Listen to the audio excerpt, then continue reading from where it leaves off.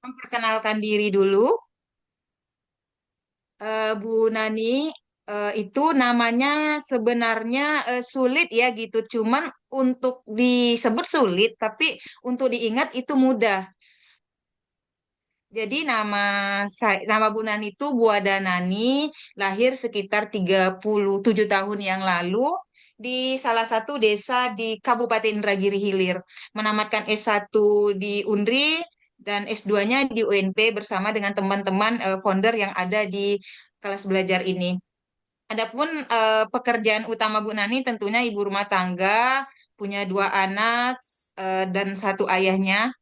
Kemudian guru TK Negeri Pembina Kandis Kabupaten Siak ya Umi itu tadi satu ada di sini yang dari Kabupaten Siak. Saya juga selain itu menekuni apa sebagai asesor BAN juga pengajar di kelas sejak 2012 dan juga alhamdulillah kemarin dititipin amanah juga untuk menjadi guru pamong sebagai penguji UKIN UKPPG eh, pendidikan profesi guru. Anak dua putri kedua-duanya. Nah, eh, mungkin sedikit penyampaian dari saya, sekelumit tentang saya ini, siapa itu Bu Nani. Bu Nani lah, Bu Nani itu mengenal terjun di PAUD di sekitar tahun 2011.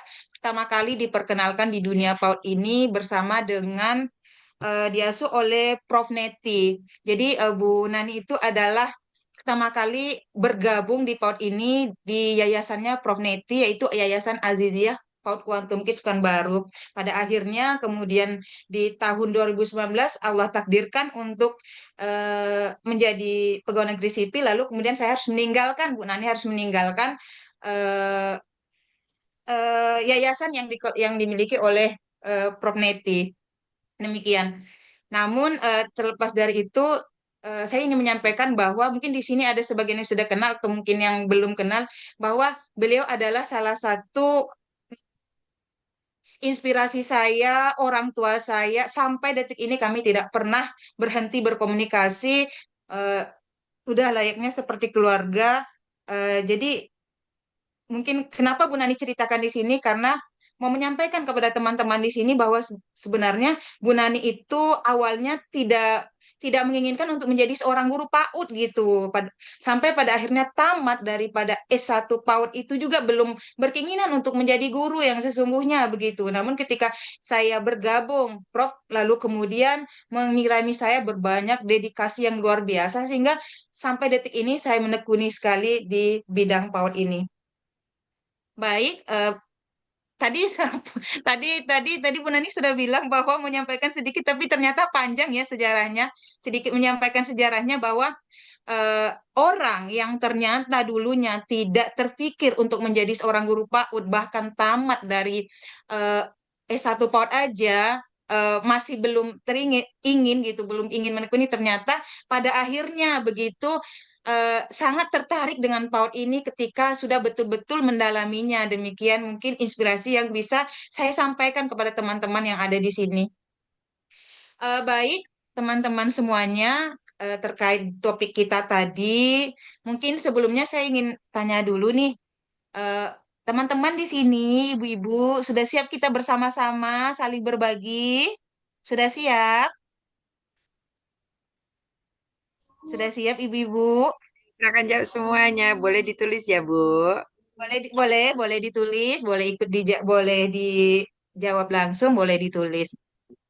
Baik, kalau begitu, kalau misalkan ibu-ibu di sini sudah siap untuk saling berbagi, kita pertama mungkin Bu Nani pingin nih tahu dari ibu-ibu semuanya di sini, kenapa sih perencanaan itu penting menurut teman-teman di sini?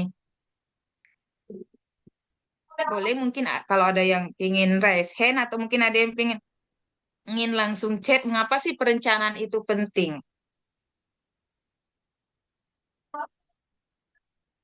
Sudah ada yang jawab, sudah ada yang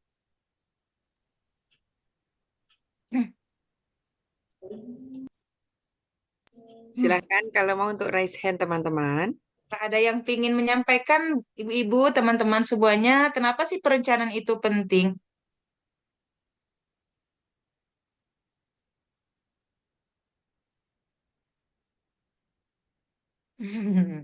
Baik, saya yakin ibu-ibu di sini meskipun belum ada yang mau menyampaikan, tapi Bu Nani yakin nih bahwa ibu-ibu di sini kenapa hadir di sini karena meyakini bahwa perencanaan itu sangat penting bagi kita seorang manusia. Nah, terlebih lagi ketika kita akan menyampaikan sebuah ilmu, kita akan mengalirkan sebuah pengetahuan kepada orang lain, kepada anak-anak murid kita, tentu kita menganggap bahwa perencanaan itu adalah sebuah hal yang penting dan mesti untuk dipersiapkan sebelum kita mengalirkan, sebelum kita menyampaikan pengetahuan-pengetahuan yang akan kita salurkan kepada murid-murid kita. Nah, di sini mungkin bisa kita lihat bahwasanya perencanaan itu kenapa dia nggak penting, bahwa perencanaan itu navigasi. Jadi dia adalah alat menuju eh, sebuah kegiatan, sebuah proses. Dia bukan hanya perencanaan itu bukan hanya sekedar dokumen, tapi merupakan peta di mana perencanaan itu yang akan memberikan kita arah bagaimana nantinya kita dapat melaksanakan pembelajaran yang sesuai dengan yang kita harapkan sehingga tujuan pembelajaran itu dapat tercapai. Nah, itu sebenarnya mengapa perencanaan itu penting. Lalu kemudian, kenapa perencanaan penting juga salah satunya adalah sebagai refleksi, refleksi kebutuhan anak. Nah, kenapa dianggap sebagai refleksi kebutuhan anak? Karena sebelum kita menyusun perencanaan pembelajaran, kita terlebih dahulu harus memahami bahwa anak, bagaimana sih karakteristik anak yang akan kita berikan pembelajaran ini? Apa minat yang dimiliki oleh anak-anak murid kita? Jadi perencanaan itu merupakan langkah dasar, ujung tombak daripada pelaksanaan pembelajaran yang akan dilaksanakan. Kemudian selanjutnya, kenapa ada perencanaan? Karena sebagai alat untuk merancang pengalaman yang di mana sedang digaung-gaungkan sekarang bahwa pembelajaran yang mendalam. Yakni dalam artian di sini bahwa ketika selembar dokumen perencanaan itu dapat kita susun dengan baik, secara tidak langsung membuka pikiran kita untuk melaksanakan proses pembelajaran yang lebih baik dibanding kita yang tidak memiliki perencanaan pembelajaran, lalu kemudian kita melakukan proses demikian. Lanjut, kemudian kita akan lihat sesuai dengan topik kita bahwa tujuan kita di sini memahami daripada komponen-komponen pembelajaran itu bahwa pada sesungguhnya perencanaan pembelajaran mendalam itu memiliki tiga prinsip, di mana efisien, efektif, dan berorientasi pada murid. Jadi di sini, efektif di sini, seringkali kita terkecoh nih, merasa sering bertanya-tanya, pemerintah pingin kita tidak mempersulit administrasi. Lalu kemudian mengapa sih harus ada ini, ada itu? Tapi pemerintah tidak menginginkan kita memiliki banyak administrasi, tidak menginginkan guru menghabiskan waktunya banyak dalam hal mengurus administrasi, yakni perencanaan pembelajaran, perangkat pembelajaran dan teman-temannya. Demikian. Nah, satu hal yang harus kita ketahui bahwa pada prinsipnya pemerintah tidak pernah meminta kita untuk membuat perencanaan pembelajaran atau administrasi pembelajaran itu yang menyusahkan kita. Jadi sebenarnya tidak perlu tebal. Pastikan bahwa perencanaan pembelajaran yang kita susun itu sudah memuat komponen inti yang telah ada pada standar yang sudah ditetapkan oleh pemerintah. Kembali lagi kita pada standar panduan bahwa setiap kebijakan yang disusun oleh pemerintah tentu berdasar pada teoristik. Setiap kebijakan, setiap nomenklatur itu berasal daripada teoristik. Jadi sebelum disusun apa komponen pembelajaran itu, apa komponen daripada perangkat pembelajaran, tentunya itu sudah didiskusikan oleh para ahli bahwa ini hal-hal yang dibutuhkan, lalu kemudian lahirlah nomenklatur panduan-panduan yang disusun oleh pemerintah.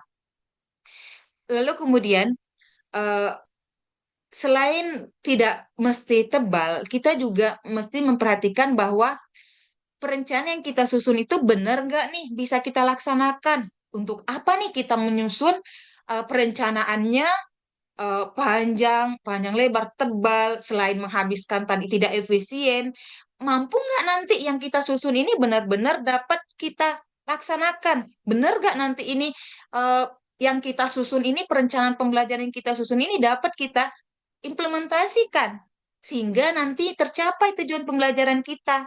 Begitu. Itu yang harus menjadi prinsip kita. Lalu kemudian apalagi prinsipnya tentunya berorientasi pada murid.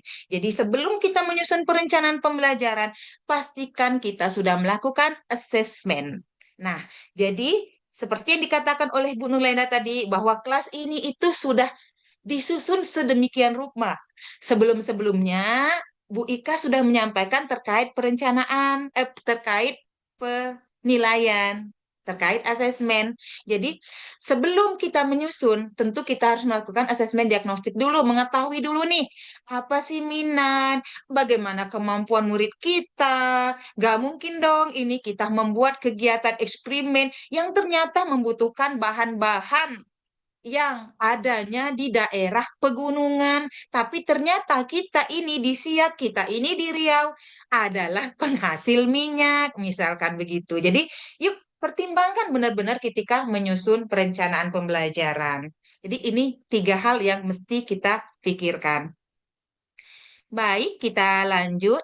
Nah, seperti yang kita sudah pahami, bahkan semua teman-teman saya yakini sekali bahwa di dalam ruang Zoom ini, di dalam ruang virtual ini, ide tiga langkah deep learning ini sudah ada di luar kepala. Bahkan mungkin tidur pun ini, ketika bunda, ibu-ibu, teman-teman di sini ditanya, dengan gampang itu menjawab semuanya. Memahami aplikasi refleksi itu sudah ada di dalam kepala semuanya. Nah, kenapa di sini? Bagaimana cara kita mewujudkannya? Nah, pertama tentu kita eh, lihat dulu di memahaminya. Nah, ada beberapa yang berpendapat bahwa tiga langkah deep learning ini memahami, mengaplikasi, merefleksi itu jika disandingkan dengan perencanaan pembelajaran yang yang sudah lalu, yang sudah berlalu, itu bisa diumpamakan dengan pembukaan, inti, dan penutup. Nah, begitu. Jadi di saat memahami, di saat kegiatan understanding ini, disinilah guru memfasilitasi anak untuk dapat mengamati, berdiskusi, lalu di sini guru menyajikan benar-benar masalah yang kontekstual. Apa yang harus dilakukan di sini? Yuk, pastikan kita memberikan kesempatan kepada anak untuk memahami terlebih dahulu apa yang dilihat. Jadi tidak serta-merta ini ketika ketika media, ketika topik yang akan kita jelaskan, ini apa teman-teman, ini apa anak-anak. Tidak mesti seperti itu. Yuk, coba kita minta anak-anak kita, silakan diperhatikan gambar. Yuk kita tonton video. Setelah itu, kembalikan kepada anak-anak kita, teman-teman, apa yang teman-teman mau sampaikan, apa yang teman-teman ingin sampaikan ketika sudah melihat video tadi. Oh iya, ternyata mobil itu kenapa butuh mobil itu ada bannya 4, tapi katanya di dalam video itu tadi butuh mesin. Nah, inilah pembelajaran mendalam. Jadi bukan kita nih yang meminta kepada anak. Mobil, teman-teman, mobil itu bannya ada berapa begitu. Jadi bukan kita lagi nih yang bertanya kepada anak, tapi kita gak minta nih anak untuk menyampaikan apa yang sudah dilihatnya. Lalu di mengaplikasi itu yang biasa kita gaung-gaungkan itu ada di kegiatan inti. Di sini penting sekali kita berikan kepada anak kegiatan-kegiatan yang memfasilitasi anak untuk dapat bereksplorasi menggunakan bahan-bahan yang misalkan dapat dilepas pasang seperti loadspan. Mesti kita fasilitasi anak untuk dapat melakukan kegiatan yang berbentuk misalkan proyek sederhana, sehingga di sana memang benar-benar dapat diaplikasikan apa yang telah dipahami di kegiatan pembukaan tadi. Begitu. Pada saat nanti anak sudah memahami di kegiatan pembukaan, disitulah anak dapat mengaplikasikan apa yang dipahaminya tadi di kegiatan inti. Tadi ketika menonton video tentang kendaraan di darat, melihat mobil, memahami bahwa mobil ternyata punya ban 4, mobil ternyata punya mesin yang fungsinya adalah menggerakkan ban agar mobil bergerak sendiri, maka lalu kemudian pada saat kegiatan mengaplikasi, anak itu akan muncul teringat akan menyalurkan pemahamannya tadi di awal di saat mengaplikasikan. Nah, pada saat dia berkarya ini akan terlihat di sana seberapa dalam pemahamannya tadi. Di sinilah bisa kita lihat pada saat kegiatan mengaplikasi. Lalu di terakhir merefleksi yang biasa kita sebut kegiatan penutup, di mana kita di sini minta anak kembali berpikir, memahami apa yang mereka sudah pelajari dan apa yang mereka senangi, apa yang mereka tidak ketahui, terlihatlah nanti pada saat kita kegiatan refleksi. Dari hasil refleksi ini, dapatlah kembali kita asesmen akhir yang nantinya akan menjadi asesmen diagnostik di perencanaan hari berikutnya atau minggu berikutnya.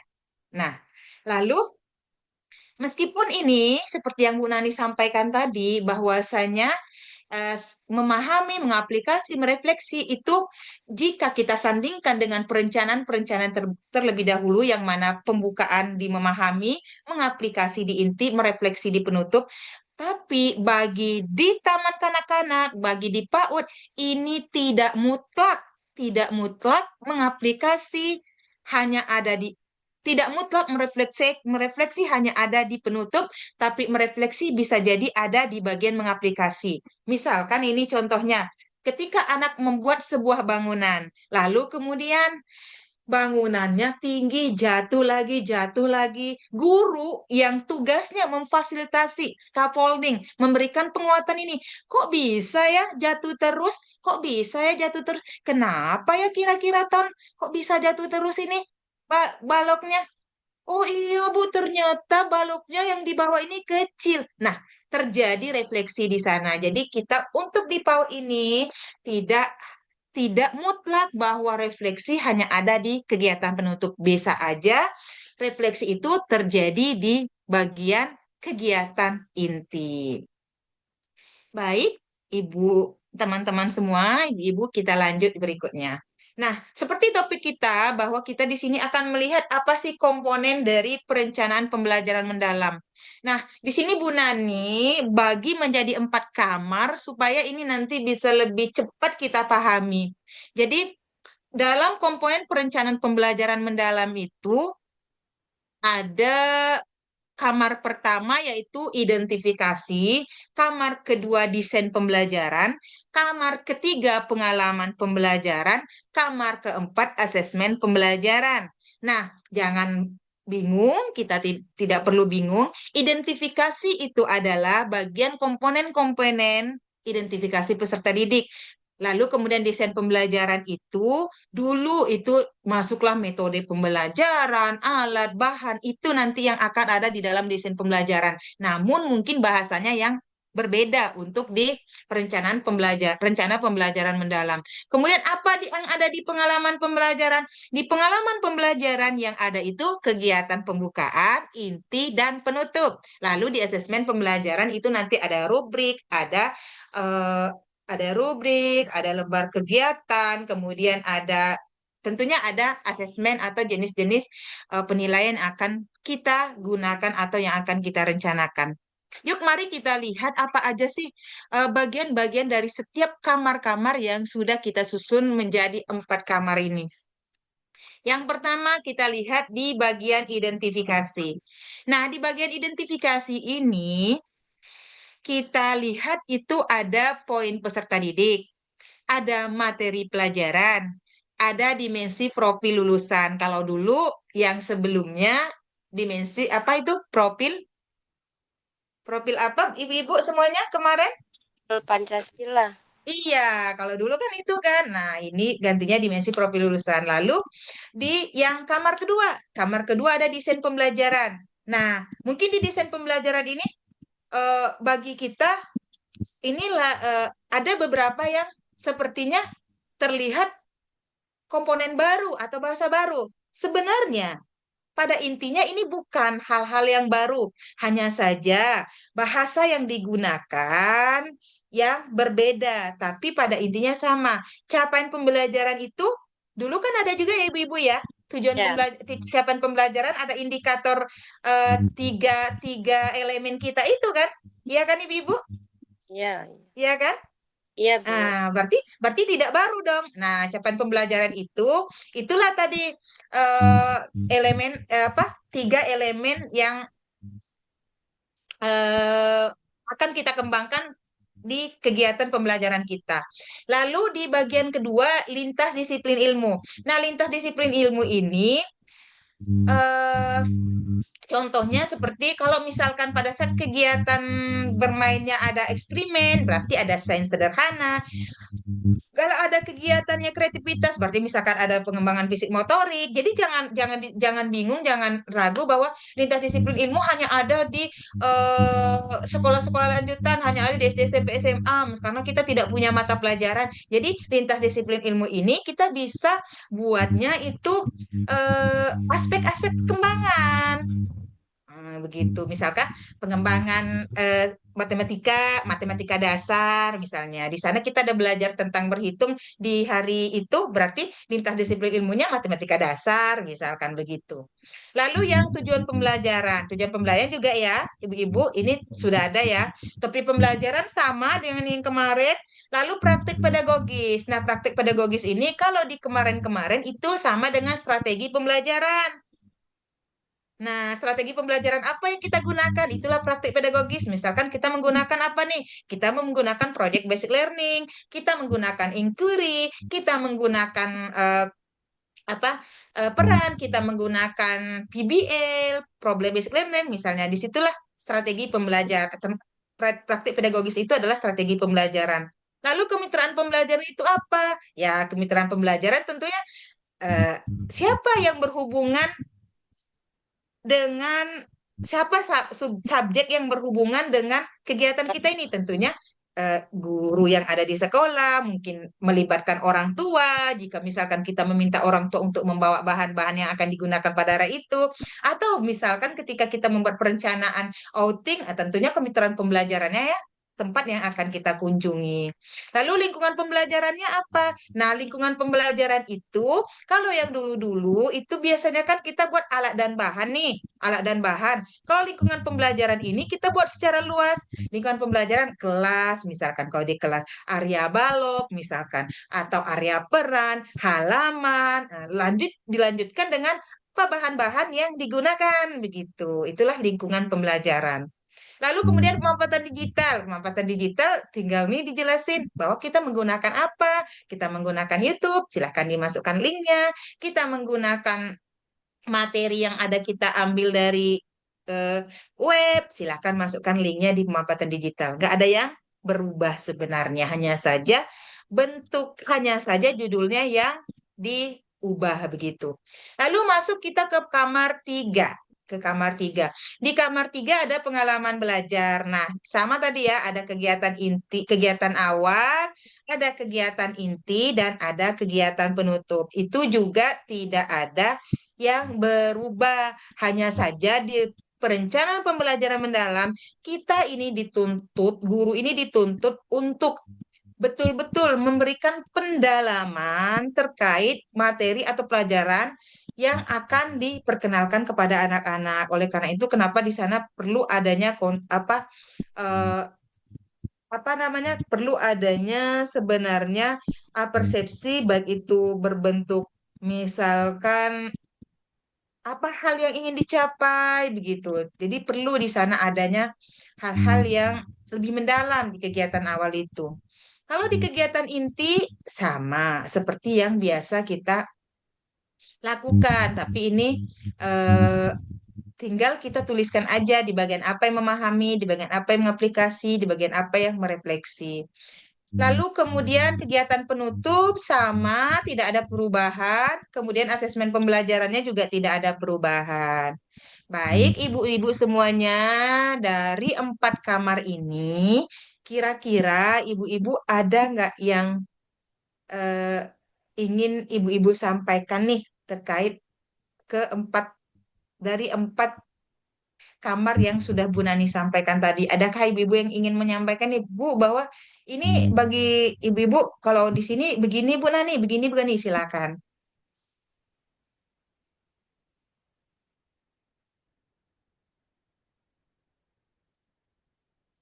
Ada ibu-ibu?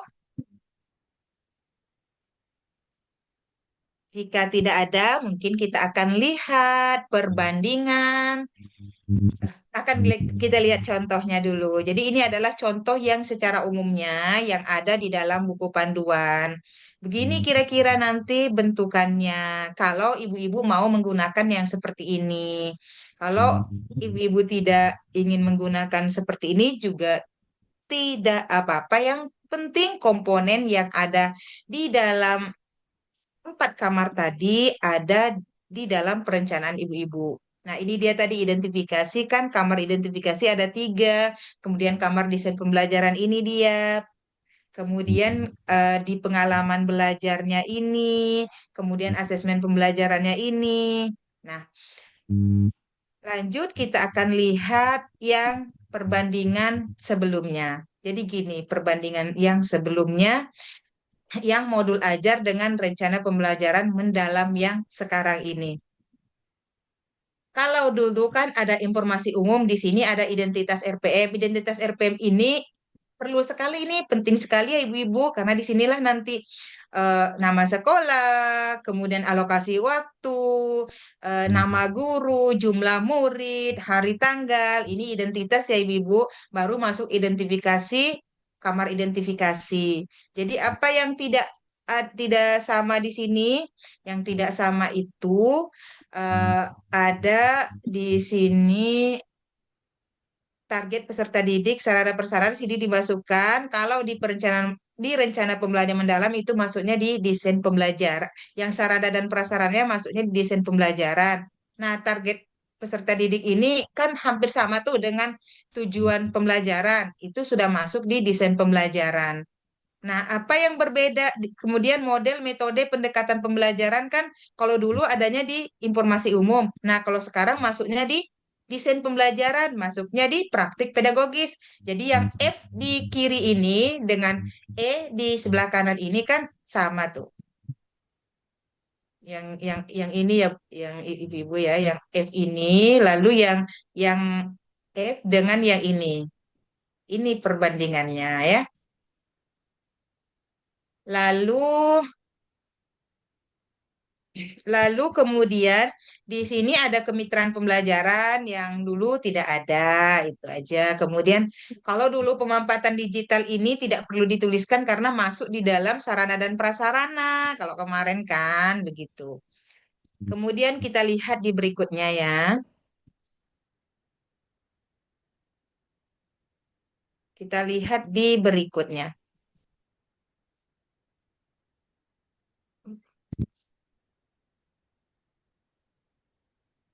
Kenapa ini? Oke. Kita lihat di bagian pengalaman belajar. Sama, ada orientasi, ada persepsi, kemudian, nah di kegiatan inti, kalau dulu itu tergantung sintaks pembelajaran, nah kalau yang sekarang ini, tiga eh, komponen yang ada di pembelajaran mendalam tadi yang memahami, aplikasi dan refleksi itu di disesuaikan, diintegrasikan dengan model yang kita pilih. Misalkan kita menggunakan PJBL nih, yuk kita gabungin gitu. Kalau dulu kan saat kita menyusun di kegiatan inti, nah bagaimana sintaks pembelajaran saintifik, ikutin itu. Kalau yang sekarang ini digabungin gitu. Kita integrasikan begitu. Lanjut kemudian di kegiatan penutup sama, tidak ada perubahan. Lalu di asesmennya juga sama. Kemudian di lampiran juga sama. Tapi kalau di apa? Di di mana nih? Di modul kurikulum Merdeka yang kemarin itu mesti kayak dibuatin daftar pustaka, begitu ya, yang lengkapnya ya. Kalau yang RPM sekarang, misalkan tidak kita masukkan daftar pustakanya, tapi kita masukkan tadi di bagian pemanfaatan digital atau kita masukkan di dalam lingkungan pembelajaran juga bisa begitu. Baik, ibu-ibu, mungkin saya mau izin sedikit share contoh contoh perencanaan pembelajaran mendalam yang 1 hari. Ini yang 1 hari, lalu kemudian yang sesuai dengan yang tadi Bu Nani sampaikan itu. Terlihat nggak ibu-ibu semuanya? Belum, Bu. Belum, Bu. Terlihat. Oke. Sudah, Bu. Sudah. Oke. Nah, kita lihat yang pertama. Tadi ini yang bagian judul, yang bagian ini adalah identitas ya. Identitas apa? Identitas tadi. Identitas termasuk bagian apa? Bagian identitas RPM. Nah, bagian identitas RPM.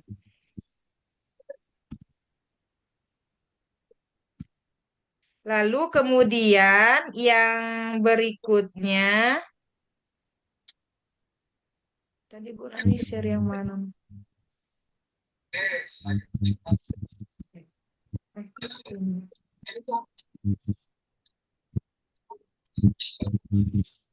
Lalu kemudian ini identifikasi. Sudah terlihat ibu-ibu? Belum. Belum. Oke, ini yang identifikasi. Oke, identifikasi peserta didik. Nah, bagaimana identifikasi peserta didiknya? Nah, kebetulan ini Bu Nani contohkan. Ini topiknya pengalamanku. Pengalaman berkunjung ke tempat bersejarah yang ada di sekitar. Lalu, apa sih identifikasi peserta didik di kelas Bu Nani? Nah, anak usia 5 sampai 6 tahun itu memiliki rasa ingin tahu yang tinggi. Itu nanti tergantung identifikasi dari kelas Ibu masing-masing ya. Lalu kemudian masuk materi pelajarannya. Kemudian masuk dimensi profil lulusannya. Kebetulan Bu Nani ingin angkat ini ingin kembangkan beberapa dimensi profil lulusan dalam 1 minggu ini. Jadi ini contoh 1 minggu ya Ibu, ini contoh 1 minggu. Nanti Bu Nani juga akan lihatkan yang contoh 1 hari. Lalu kemudian tadi capaian pembelajaran ya Ibu-Ibu ya, masih sama ya dengan kemarin kan. Ada capaian pembelajaran. Lalu ini ada lintas disiplin ilmu. Nah ini dia. Lintas disiplin ilmu, nih kita lihat. Bu Nani buat ada ilmu pengetahuan sosial sederhana. Kenapa? Karena dia memahami nih tentang tempat-tempat bersejarah yang ada di daerah sekitar. Itu kan hubungannya dengan pengetahuan sosial. Kemudian ada bahasa yang dikembangkan di sana nanti. Ada seni, ada sosial emosional, ada motorik halus dan kasar begitu. Nah, kemudian tujuan pembelajarannya. Ibu-ibu, Bu Nani paling seneng ngebuat tujuan pembelajaran itu jadi 2 gitu. Jadi ada tujuan pembelajaran yang umum, ada tujuan pembelajaran yang khusus. Tapi kalau ibu-ibu pingin buat 1 aja juga nggak apa-apa. Yang penting ini kita punya tujuan pembelajaran. Kalau Bu Nani itu paling senang buat 2. Jadi ada tujuan pembelajaran secara umumnya, ada yang secara khususnya di sini. Kemudian masuk ke topik pembelajaran. Topik pembelajarannya peninggalan bersejarah di lingkungan sekitar. Lalu ini dia praktik pedagogisnya, ibu-ibu semuanya. Praktik pedagogisnya ini. Ini sama dengan strategi pembelajaran kemarin. Ini pembelajaran berbasis permainan. Kemudian pembelajaran inquiry, eksplorasi seni, dan bermain pembangunan. Sebenarnya ini termasuk ada PJBL di sini. Cuman tidak Bu Nani masukin. Lalu kemudian kemitraan pembelajarannya apa? Di sini Ada guru sebagai fasilitator dan pendamping, orang tua sebagai sumber informasi, kemudian dan pendukung ya. Kemudian lingkungan pembelajarannya apa? Ruang kelas, area bermain. Kemudian pemanfaatan digitalnya kapan? Nah, pemanfaatan digitalnya itu digunakan pada saat pelaksanaan pembelajaran, kemudian juga pada saat melakukan asesmen, yaitu kita menggunakan ini ya kamera. Berarti itu termasuk pemanfaatan digital. Kita tuliskan juga bahwa eh, pada saat melakukan asesmen. Masuk kita kepada pengalaman belajar. Nah, pengalaman belajar ini karena kebetulan nih Ibu-ibu ya, kebetulan Ibu Nani yang perlihatkan ini untuk 1 minggu. Jadi Bu Nani sengaja nih buat di pengalaman belajar, buat dulu kegiatan rutin paginya selama 1 minggu. Setelah itu baru masuk di kegiatan awalnya. Nah, kegiatan awal saat Senin sampai hari Kamis. Bu Nani sengaja membuat eh, kegiatannya ini lebih terdeskripsi. Kalau sebelum-sebelumnya, sebelum kita menggaung-gaungkan pembelajaran mendalam ini, begitu, sebelum kita gaung-gaungkan administrasi pembelajaran mendalam ini, juga sebelum-sebelumnya Bu Nani tidak pernah nih nulisin terlalu detail nih.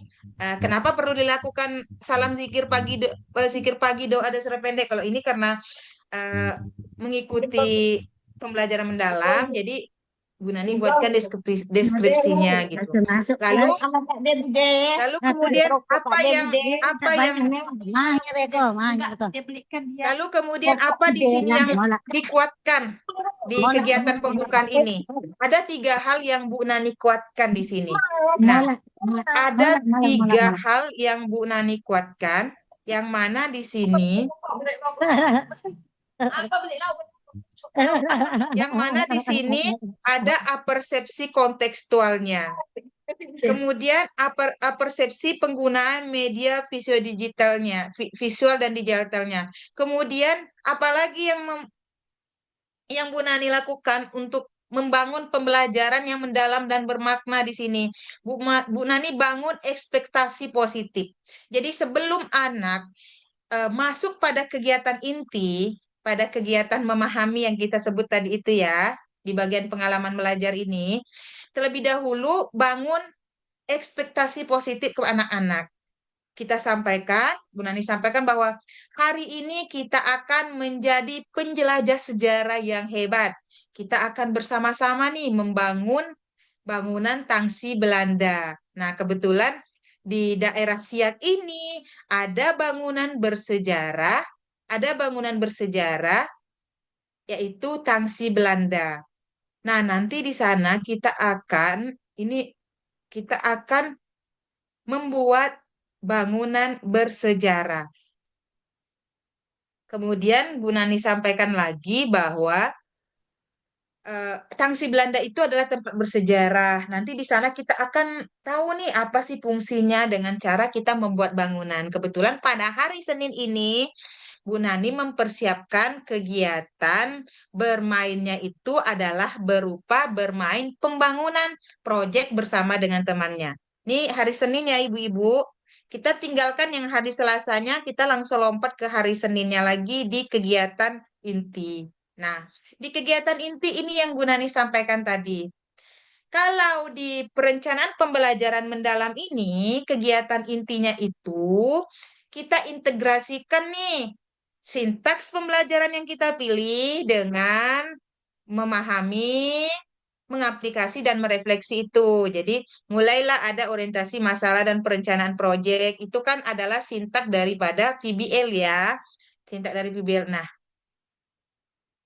kemudian guru menyajikan pertanyaan, lalu nanti anak dibagi kelompok kecil, lalu anak bersama guru merencanakan bangunan, kemudian dilakukan pelaksanaan proyek, lalu kemudian setelah dilakukan membuat bangunan tangsi Belanda, kemudian anak diberi kesempatan presentasikan per kelompok di kegiatan tiganya. Nah, lalu di penutupnya, begini kita tinggalkan, penutupnya ini. Seperti yang Bu Nani sampaikan tadi, bahwasanya Bu Nani sengaja nih mendeskripsikan. Nah, lalu kemudian yang bagian berkesadaran, menggembirakan, itu bagaimana sih Bu kita meletakkan itu? Nah, menurut ibu-ibu, menurut teman-teman, pada saat kegiatan pembukaan itu apa yang akan apa yang akan dimunculkan di sana? Apa yang akan terjadi di sana? Nah, kita masukkan. Kalau di sana ada berkesadaran, kita masukkan. Ada yang bermakna, kita masukkan. Ada yang menggembirakan, masukkan. Kemudian di inti juga demikian. Tinggal ibu-ibu nanti memilih bahwa ada nggak eh, di sana nanti terjadi berkesadaran, ada nggak di sana nanti terjadi bermakna, ada nggak di sana nanti terjadi mengembirakan. Nah, kenapa di inti Bu Nani tetap masukkan ada berkesadaran? Karena di sini kesadaran anak dalam kegiatan kelompok ini juga perlu. Dalam artian bahwa ketika ingin melakukan kegiatan kelompok bersama pada saat hari Senin ini, ada nih kesadaran penuh dari anak untuk memahami, untuk mengaplikasikan apa yang dipahaminya begitu. Kenapa Bu Nani juga masukkan di sana berkesadaran. Setelah penutup, lalu kemudian kita masukkan yang kamar keempatnya. Kamar keempatnya asesmen pembelajaran. Ibu-ibu boleh nih buat dulu asesmen pembelajarannya di awal apa, di bagian proses apa, di akhir ada apa gitu ya. Diagnostik ya kan, formatif, sumatif begitu. Lalu kemudian dibuatlah nih komponen-komponen jenis-jenis asesmen yang kita gunakan. Bu Nani di sini menggunakan asesmen checklist, asesmen foto berseri, dan anekdot. Begini kira-kira untuk contoh yang 1 minggu. Tapi eh, ibu-ibu boleh nih menggunakan pinginnya yang 1 minggu atau pinginnya 1 hari. Tidak ada ketentuan nih, mau yang gimana? Karena tadi prinsip perencanaan pembelajaran mendalam ini tentunya tadi pikirkan efektif, efisien, efektif, dan berorientasi pada murid. Jadi kalau misalkan memang mau menggunakannya yang 1 hari aja, oke silakan nih. Misalkan nih, Bu Nani nih punya nih contohnya. Apakah terlihat ibu-ibu? Nah, ini satu contoh pembelajaran yang 1 hari aja. Jadi tidak terlalu bingung ibu-ibu yang melihatnya ya. Gimana ibu? Bingung yang ini atau yang RTM tadi gitu? Yang H1 minggu tadi lebih enakan ini atau yang 1 minggu tadi? Enakan yang 1 hari tuh, Bu. Enak yang 1 Enakan yang hari, satu Bunda. hari langsung. Kenapa Bu Nani membuat yang 1 minggu? Karena biar lebih mudah gitu, nggak buat-buat lagi gitu. Iya. Kalau dapat satu Jadi bulan ya, Bun. Kalau enggak, yang satu apa minggu satu kan bulan langsung buat. Nih, ini bernapas dia yang pula kita 6 hari. iya, makanya Bu Nani langsung buat 1 minggu. 1 minggu tadi habiskan kertas sekitar yang 1 minggu tadi sekitar itu sudah panjang sekitar berapa ya? Ada sekitar 15. Sementara ini juga habisnya sekitar 7 gitu. Tapi sebenarnya jika kita pingin lebih singkat, nggak jadi masalah juga. Teman-teman, ibu-ibu semuanya, masalah kertasnya ini, panjang pendeknya ini tergantung ke ibu-ibu lagi. Pinginnya, kalau misalkan mau lebih singkat karena nggak mau banyak habisin waktu eh, dan bahan juga, buat lebih ringkas aja. Yang penting 4 komponen tadi itu terpenuhi begitu. Mungkin Bu Nani lihatkan lagi yang bagian inti. Nih, bagian inti tadi eh, digabungin ya Bu. Nih, ini yang Bu Nani bilang tadi. Kalau dulu di kurikulum sebelumnya di modul pembelajaran kan kita hanya mengikuti tahap yang sintaks pembelajaran yang kita pilih. Kalau kita menggunakan tahap PBL nih, berarti kan yang ditulis yang ini aja nih. Nah, yang ini aja. Nggak ada lagi yang ini, yang memahami, merencanakan ini, nggak perlu lagi pakai ini kan. Nah, tapi kalau di sini, kalau di perencanaan pembelajaran mendalam, itu diintegrasikan. Nah, Ibu perlu nggak sih ditulis, Bu, gitu. Pada sesungguhnya ditulis atau tidak ditulis atau tidak ditulis, kembali lagi dilaksanakan jauh lebih baik, gitu ya. Ditulis atau tidak ditulis itu sebenarnya kembali lagi ke kita. Yang baiknya itu yang dilaksanakan begitu. Bu Nani, stop dulu yang ini. Bu Nani mungkin akan lihatkan lagi satu contoh eh,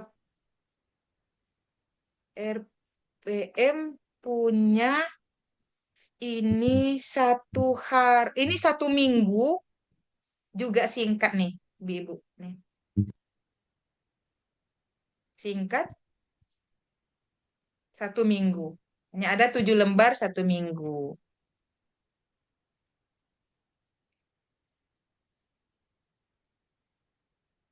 Oke, lalu kemudian kita kembali ke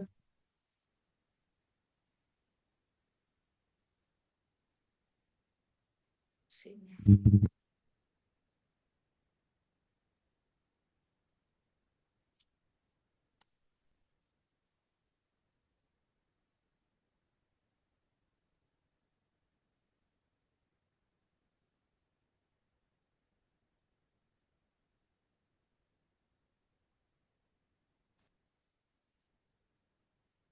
Baik, Ibu-ibu, setelah tadi Bu Nani menyampaikan beberapa komponen, kemudian apa saja komponen daripada rencana pembelajaran mendalam, kemudian sudah memperlihatkan contoh yang Bu Nani susun nih. Nanti teman-teman boleh nih, Bu Nani, kami punya nih contoh RPM yang sudah sesuai dengan komponen-komponen daripada rencana pembelajaran mendalam, tapi dia lebih lebih ini nih lebih ringkas begitu, lebih sederhana, bisa nanti berbagi ya ibu-ibu supaya nanti teman-teman kita di sini bisa eh, mengambil nih yang mana yang kira-kira cocok nih digunakan dan sesuai dengan di sekolahnya atau sesuai dengan keadaan kita masing-masing.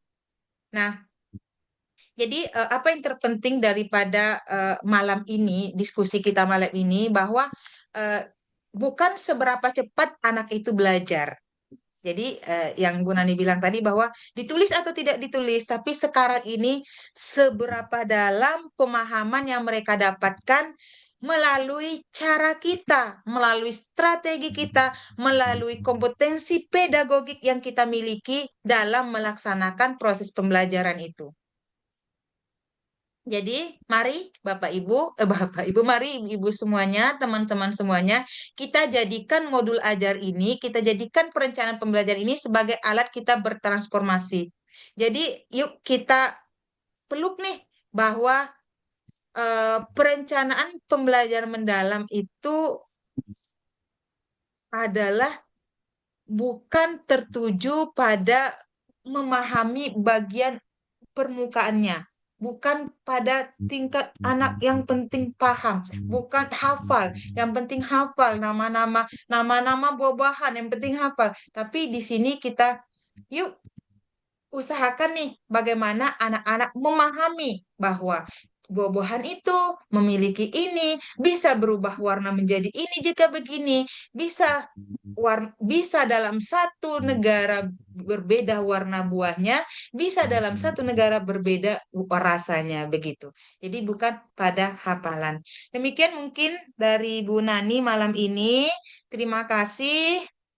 Bu Nani, kembalikan kepada moderator. Izin stop share.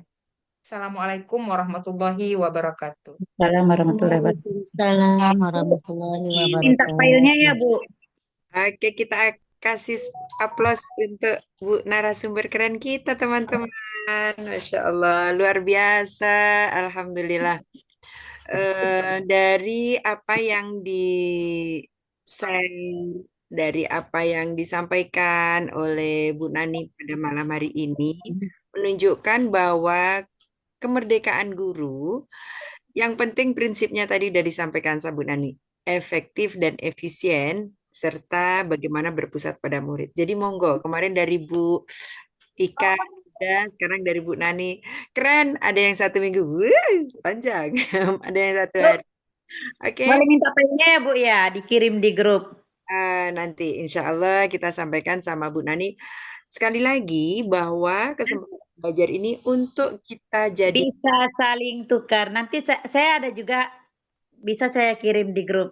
Oke, siap. Masya Allah. Good job. Oke, jadi nanti kita saling untuk bagaimana saling melengkapi, bagaimana untuk mengambil lebih praktisnya. Tapi hari ini saya pribadi mendapatkan pengalaman yang luar biasa karena Bu Nani, beliau sebagai eh, guru pamong PPG tentunya memberikan yang cetar, kemudian sebagai penguji. Jadi kita ini, wah, serasa diuji gitu loh. Jadi dari apa yang sudah disampaikan Bu Nani tadi. Baik, masih ada waktu. Kami persilahkan untuk teman-teman untuk eh, ingin sharing, ingin bertanya, kami persilahkan. Jangan malu-malu. Ayo, silakan. Kesempatan yang keren loh.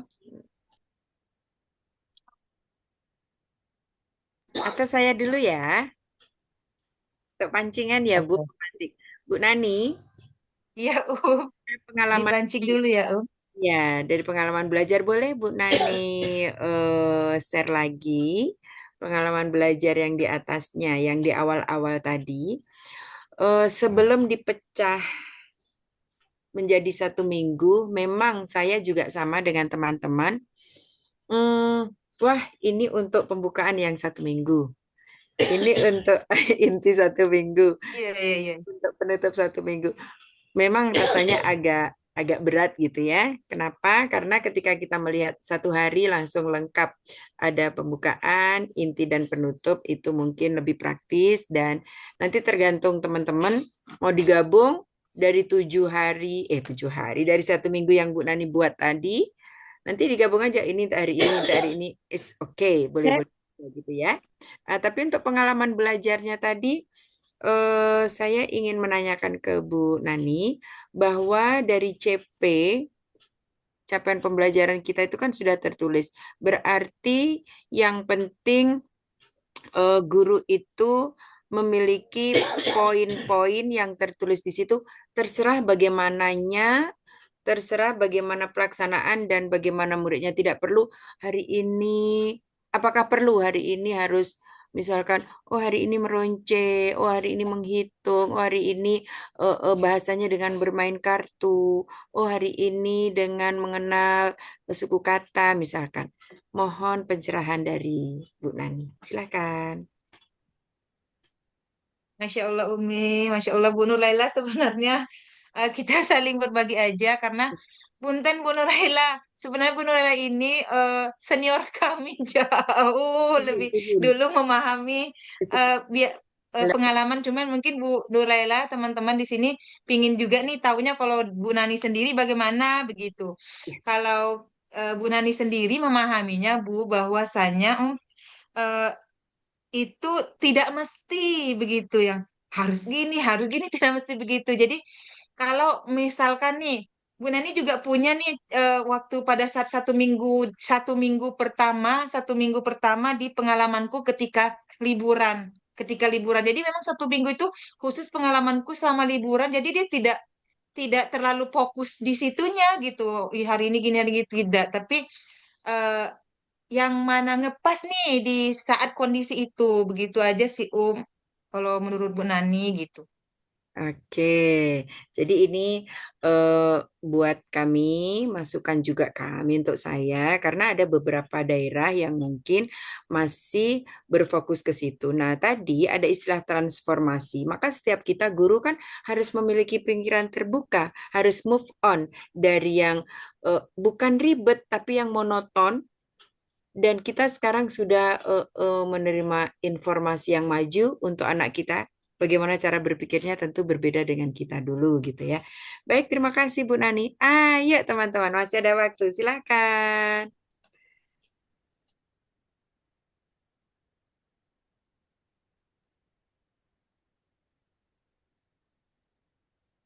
Mohon Bu. izin, Bun.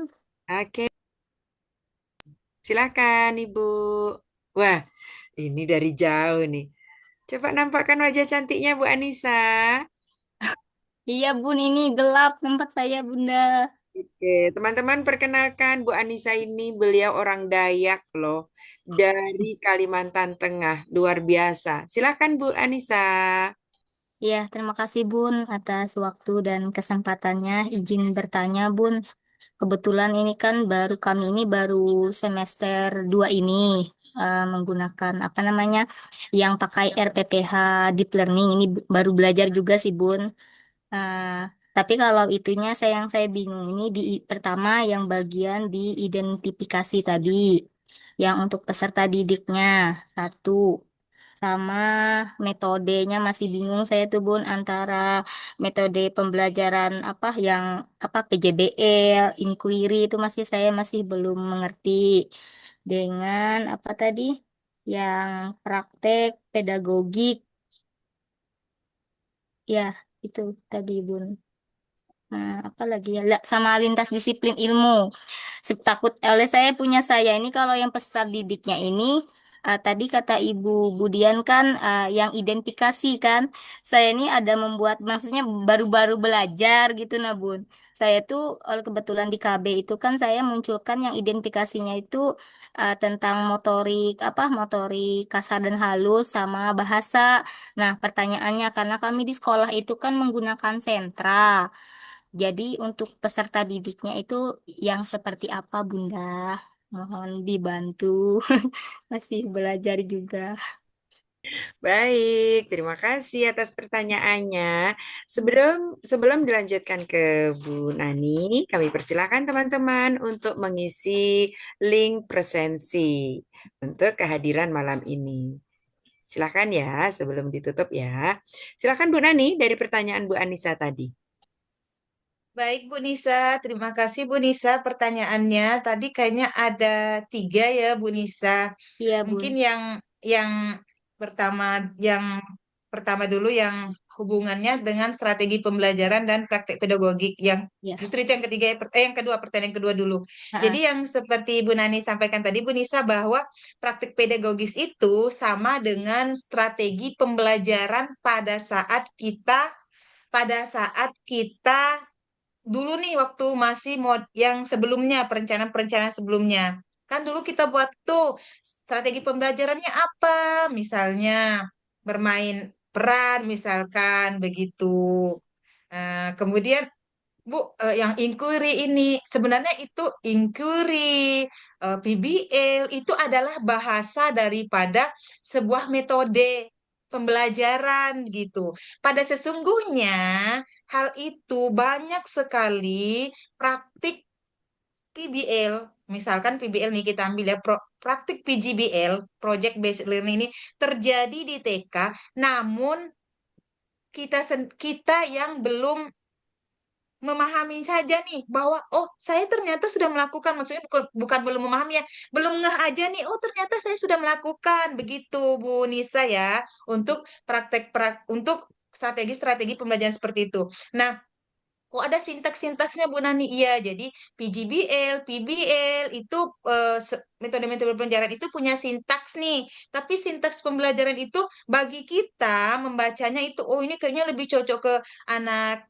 anak apa nih, ke anak SD, anak-anak SMA gitu. Padahal sesungguhnya hal itu bisa disederhanakan untuk di TK.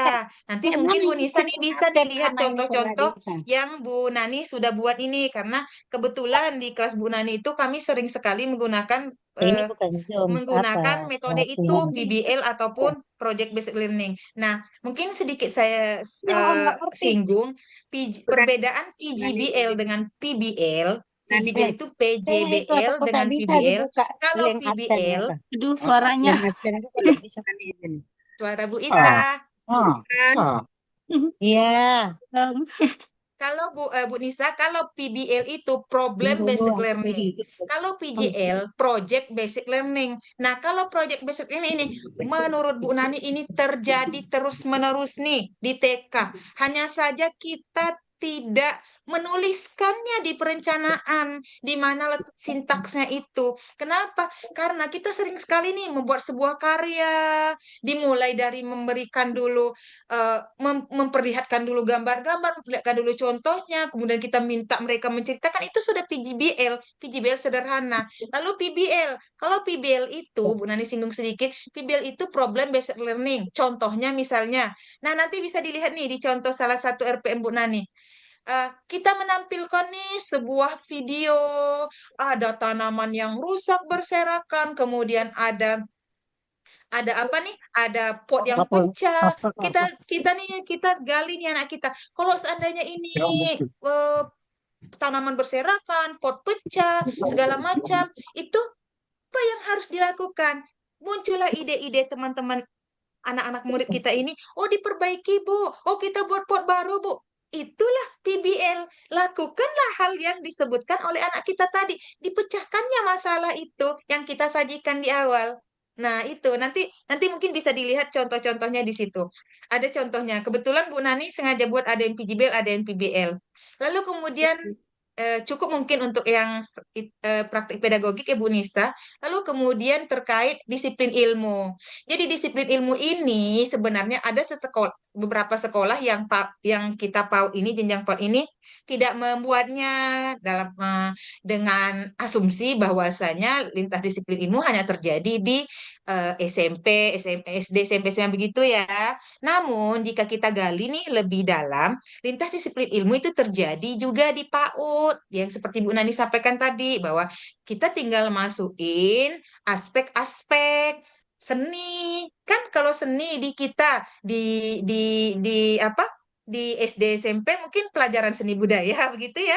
Iya, Kita Bu. misalkan fisik motorik, dia mungkin PJOK begitu. Jadi itu mata pelajaran kita, itu lintas disiplin ilmu kita yang ada di PAUD. Itu untuk lintas disiplin ilmu ya Bu Nisa. Itu Iya, menurut pemahaman Bu Nani nih.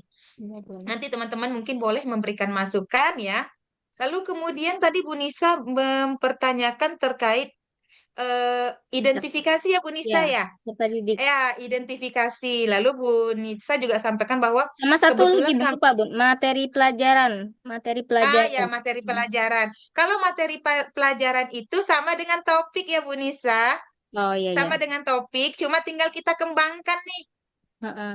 Kalau dulu kita buat nih, apa namanya, peta konsep, dulu ada disebut waktu zaman-zaman dulu, apa namanya itu, yang apa, web, apa, ya, yang itu Iya, ya, peta konsep. ada, Heeh. ya, kan jaring Materi laba-laba, pelajaran. itu materi pelajaran. Hanya judulnya aja nih yang berubah Bu Nisa ya.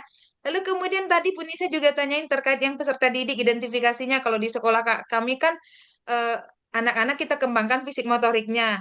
Lalu Bu Nisa buatkan pingin melakukan kegiatan seperti itu di satu minggu itu atau di satu hari ini tentang fisik motorik. Ya silakan Bu Nisa paparkan di sana bahwa anak usia 4 sampai 5 tahun yang ada di kelas memiliki ini dalam hal gerakan motoriknya gini gini gini. Sampaikan di sana. Oleh karena itu kenapa dibuat kegiatan ini? Itu sebenarnya identifikasi peserta didik itu adalah sebenarnya latar belakang kita membuat sebuah topik atau kegiatan yang akan dilakukan. Nah, begitu kira-kira untuk contoh sederhananya. Gitu kira-kira Bu Nisa. Oh, Ya, ya, udah bingung Bun, kan banyak contoh-contoh lo melihat punya orang. Jadi saya ini ada sih buat takutnya salah punya saya, makanya lebih nggak salah itu Bu Nisa. ya Nggak Bu. salah itu. Mungkin cukup Bu Nuraila. Baik. Saya kembalikan jika ada teman-teman yang ingin menambahkan, disilakan juga ya. Oke, luar biasa penjelasannya. Terima kasih Bu Nani. Makasih Bu Nani. Oke, Bu Nisa, izin sedikit kita sama ya frekuensinya ya, Bu Nisa. Bu Nani itu kan pamong ya. Iya. Sekarang beliau sebagai guru kita. Bu Nisa mungkin sedikit berbagi yang mungkin lebih mudahnya, mungkin ya lebih mudahnya bagi saya ya. Nanti Bu Nisa bisa mencari di Google metode inquiry itu apa gitu ya. Jadi contohnya inquiry itu ketika sesuatu hal yang anak belum tahu ternyata wah saya mendapatkan ini. Jadi anak mencari sendiri, anak menemukan sendiri. Saya melakukan pembelajaran misalkan saya melakukan pembelajaran mencampur warna yang paling mudah kalau untuk KB gitu ya. Iya, Bun. Metode yang digunakan atau pengalaman praktek pedagogiknya di situ adalah metode inquiry yang dipakai gitu. Artinya anak nanti menemukan sendiri, wah ternyata merah sama kuning kok jadinya oranye ya. Nah di situ itu termasuk metode inquiry ya Bu Nisa ya, itu salah satunya. Nanti ada di situ juga contextual learning. Artinya anak belajar kontekstual. Wah, kalau sampah dibuang berserakan, ternyata kotor ya. Anak melihat, anak mengalami itu kontekstual. Ya, bukan tekstual, bukan teori di tulisan saja. Tapi anak melihat dengan fakta. Mungkin 2 aja itu, nanti Bu Anissa bisa insya Allah memperdalam lagi, mencari buku-buku referensi atau dengan tanya kepada Mbak AI yang manis, cantik, dan ramah itu. Kemudian yang berikutnya tentang metode pengalaman belajar. Maaf, Nenek sudah lupa tadi mau ditulis agak ini. Nah, jadi itulah mungkin nanti insya Allah dengan melihat contoh yang akan disampaikan di-share oleh Bu Nani akan lebih paham. Oh iya, satu lagi. Ketika identifikasi muridnya Ibu, Bu Anissa keren di nun jauh di sana, Ibu melakukan, Ibu mempraktekkan pembelajaran berbasis karakter. Jadi 9 pilar itu Ibu laksanakan. Nanti ketika Ibu mau melaksanakan motorik kasar saya sekarang adalah memanjat. Misalkan ya, hari ini memanjat. Apa identifikasinya?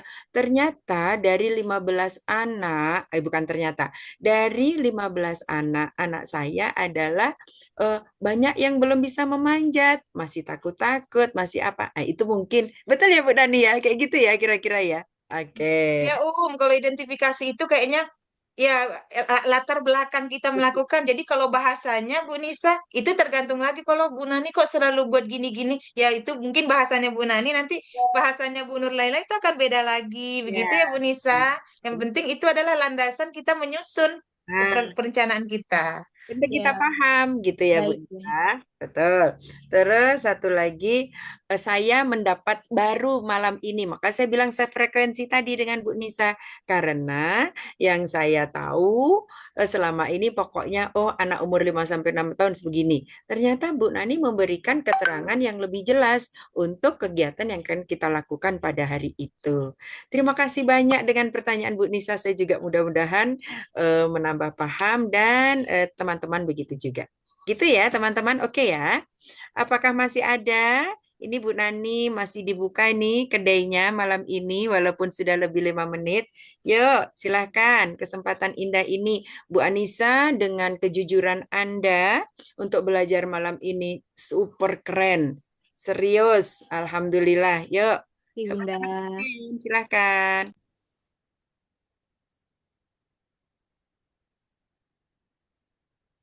Oke, saya kasih komen sedikit. Dibanding dengan Bu Ika waktu itu, ya, Bu Ika waktu itu, Bu Nani sekarang, dan apa yang kami praktekkan, dan apa yang Ibu Guru tadi rencana mau di-share di grup, memang berbeda-beda. Yang penting di sini tadi harus dicatat oleh teman-teman. Bukan siapa cepat anak belajar gitu ya Bu Nani ya, tapi seberapa dalam guru itu menjelaskan dan seberapa dalam anak dapat menerima dari guru itu. Itu yang paling penting daripada pembelajaran mendalam. Artinya maknanya yang diperoleh itu gimana ya supaya bermakna. Teman-teman bangun tidur kita kenapa harus mandi? Sehingga di rumah, mama aku kalau nggak mandi nanti begini. Nah, itu bermakna untuk hidupnya. Kenapa saya harus membersihkan tempat tidur? Mama, jadi ada nanti bermakna untuk dirinya. Termasuk minum susu, termasuk bagaimana dia harus cuci tangan sesudah sudah cebok, udah bebersih, bersuci apa ya bahasa Indonesia? Sudah pipis kan bersihkan ya. Oh sudah, apakah langsung aja? Tidak, harus cuci tangan. Apa itu? Kenapa harus begitu? Begitu yang sederhana dari anak, insya Allah nanti akan berkembang. Rasanya Bu Nani udah keren-keren peserta kita malam ini. Alhamdulillah, jujur saja eh, saya mendapatkan insight yang luar biasa. Saya pribadi, bagaimana tentang perencanaan pembelajaran mendalam yang kita pelajari pada malam hari ini. Mudah-mudahan menambah manfaat yang luar biasa dan kita semakin percaya diri untuk melaksanakan amanah kita di kelas menuntun anak-anak hebat kita. Sebelum selesai, mungkin Bu Nani akan memberikan apa istilahnya Bu? Apa? Closing statement. Stat dan close apa Bu? Closing statement. Kata-kata Oke. penutup ya Bu. Silakan kepada Bu Nani. Maaf, Bu Nelti apa mau menambahkan mungkin Bu Nur Laila? iya, maaf Bu Ya, Ika. ya, ya, ya. Bu, masih ada Bu Nelti. Ya baik, terima kasih Bu Nani, Bu Nur Laila. Mungkin nggak begitu banyak menambahkan karena udah sangat jelas ya dari Bu Nani tadi yang disampaikan. eh Cuman ingin mempertegas aja sih, Umi, Bu Nani dan teman-teman dari yang tadi ditanya sama bunda-bunda. Satu hal yang ingin mungkin saya garis bawahi di sini, kita kan di materi awal kali kita buat kelas ini kan saya ngasih materi terkait ini, pembelajaran mendalam itu kan ada dikasih contoh juga Bu Nani juga, dan kebetulan beberapa waktu lalu saya juga ikut apa namanya itu, eh eh apa pelatihan yang tentang deep learning itu juga beda lagi Bun. Apa namanya itu, formatnya gini. Yang ingin saya garis bawahi cuma satu untuk bunda-bunda semua, kita jangan terpaku pada format harus begini harus begitu. Saya sangat setuju yang tadi Bu Dani sampaikan. Yang penting itu komponennya masuk dan bunda nggak usah terpaku. Oh, kami belajar di sini modelnya gini bun, di sini gini. Jadi yang benar yang mana gitu ya.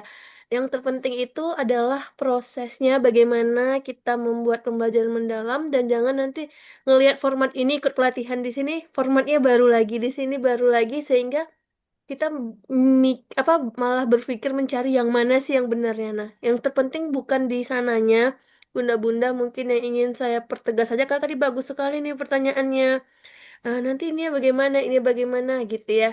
Yang penting itu adalah komponen-komponennya masuk, kemudian di dalam implementasinya itu sesuai dengan apa yang dilakukan. Apa yang Bunda lakukan di kelas itu yang ditulis dan apa yang ditulis itu yang akan kita lakukan. Karena banyak sekali, mungkin sedikit curhat dikit ya Bu Nani, ketika visitasi itu biasalah ya, banyak yang detail Bun, karena mereka punya format gitu. Bahkan ada yang mau visitasi itu beli format yang benar-benar, waduh, eh modul ajarnya itu aja sampai berapa lembar memang perfect banget bagus dari segitu. Ketika di kelas kegiatannya cuma mewarnai. Mohon maaf. Atau sebaliknya justru ada yang kegiatannya bagus, tersistematis, tapi mereka nggak menuangkan itu di perencanaan pembelajaran. Kalau sekarang kan RPM ya namanya. Nah, satu hal yang mungkin ingin perkuat ya, kita lebih ke bagaimana sih pelaksanaan itu benar-benar deep gitu, benar-benar dapat, eh, benar-benar dalam. Tadi Bu Nani sudah ngasih semua ilmunya, contoh-contohnya itu sudah sangat bagus sekali Bunda-bunda. Tapi kalau Bunda misalnya punya versi sendiri nih Bu Nisa di daerahnya, mungkin di KKG ya yang kayak gini dimodelkan, oke. Tapi ada dari hal Bu Nani yang Bunda mau masukkan ke format sekolah Bunda ya silakan. Oh mau dikombain lagi, dapat lagi yang baru. Di sininya bagian ini mungkin buatkan seperti ini atau seperti itu silahkan. Jadi nggak ada format yang benar-benar benar gitu, Maksudnya benar-benar benar. diintervensi, Bun. Mungkin itu saja Bu Nani. Terima kasih. Saya kembalikan kepada Umi Laila. Baik, Kasih, terima Bun. kasih luar biasa. Alhamdulillah ya teman-teman, kita mendapatkan guru-guru yang super, mendapatkan narasumber yang luar biasa untuk menambah pemahaman kita. Silakan. Terima kasih banyak untuk Bu Nelty Rizka dan silakan untuk closing statement-nya kepada Ibu dan Nani. Baik, terima kasih Bu Nur Laila, terima kasih Bu Ika atas masuknya. Baiklah, menyambung dari sebagai penutup dan sekaligus menyambung apa yang disampaikan oleh Bu Nelti dan Bu Nurlela tadi, ibu-ibu semuanya, bahwa bukan apa yang kita tulis, tapi apa yang kita lakukan. Namun, kembali lagi ke konsepnya bahwa perencanaan itu adalah navigasi kita menuju proses. Jadi, usahakan melaksanakan sesuai yang ditulis, tulis sesuai yang akan dilaksanakan seperti apa yang disampaikan oleh Bu Delti tadi. Lalu kemudian tidak ada yang salah, tidak ada yang paling benar, karena tidak ada yang mutlak, tapi ada komponen yang sudah tertera di panduan yang tentunya berasal daripada teoristik yang sudah diperbincangkan secara khusus oleh pemerintah. Demikian dari Bu Nani. Mohon maaf atas segala kekurangan, segala silap tentu datang dari saya, Bu Ada Nani. Pamit undur diri. Assalamualaikum warahmatullahi wabarakatuh. Waalaikumsalam warahmatullahi wabarakatuh. Waalaikumsalam warahmatullahi wabarakatuh. Terima kasih banyak Bu Nani sebagai guru kita, narasumber kita malam ini. Semoga menjadi amal ibadah yang diterima oleh Allah Subhanahu wa taala dan kita semuanya bisa memahami serta mempraktekkan, mengamalkan di dalam kelas kita masing-masing. Baik teman-teman, sebelum kita tutup, yuk mohon ditampakkan wajahnya, kita akan foto sekali lagi. Senyum yang manisnya. Oke. Bu Nurul masih standby ya, Bu Nurul? Oke ya, teman-teman. Oh ya, sedikit saya dapat ilmu dari guru public speaking. Beliau orang Cina yang sudah internasional. Coba kalau berhadapan di ini nampak segini kita. Ini semuanya ya. Nah, ini beliau orang Cina yang top segininya. Mundur sedikit Bu Ika. Ini ada aja. Naikkan sedikit ininya Bu Ika, nampak segini Bu Ika. Oke teman-teman ya. Kalau kita nanti ini nampaknya segini. Nggak apa-apa ya, kita ingat-ingatkan sedikit mana yang ingat saya. Baik, 1, 2, jepret. Oke, siap ya, sebentar. Sebentar, masih manual ya, Say. Oke. Sebentar, Bu Nurul mana ya? Ini kita saling membantu aja. Nanti kita gabung juga. Sekali lagi, yang lain ada nama. Baik, terima kasih teman-teman semuanya. Insya Allah untuk belajar kita di akhir bulan ini, minggu keempat tentang bahasa cinta. Wah, gimana pula ya bahasa cinta? Yuk kita tetap belajar bersama dan silakan sharing kepada teman-teman bagaimana nikmat dan indahnya ketika kita mendapat ilmu, rasanya plong dunia semakin terang gitu. Selamat istirahat, insya Allah bagi yang masih sekolah besok, selamat bertugas, mudah-mudahan semakin keren. Dan terima kasih atas partisipasinya malam ini. Saya sebagai terima kasih atas perhatian. Mohon dimaafkan bila terdapat kekurangan. Akhirul kalam. Wassalamualaikum warahmatullahi wabarakatuh. Waalaikumsalam warahmatullahi wabarakatuh. Alhamdulillah. Silakan teman-teman. Siapa yang menghidupkan musiknya ya? Sampai kelihatan apa-apa, dia lihat sedikitnya baru mulai digosok pelan-pelan. Tapi nyata, retakannya kayak mulai oh, begitu dirasa sudah cukup menghilang, dia lampai tisu dan hasilnya kaca itu langsung kinclong lagi. Semuanya jadi kelihatan jelas. Ini masukin ke slide dari Mas Tiaga. Kita bersihkan ini. Dia langsung pikir kalau slide gak bakal bikin kotor apa bikin panjang itu seperti kita bingung mencari gimana ya lagu terakhir penutup memasukkannya ya gitu. Ternyata ada suara film yang indah.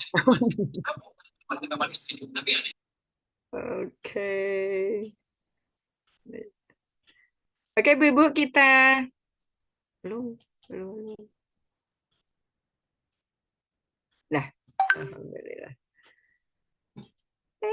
Sudah tutup. Izin ya Bu, kita tutup ya.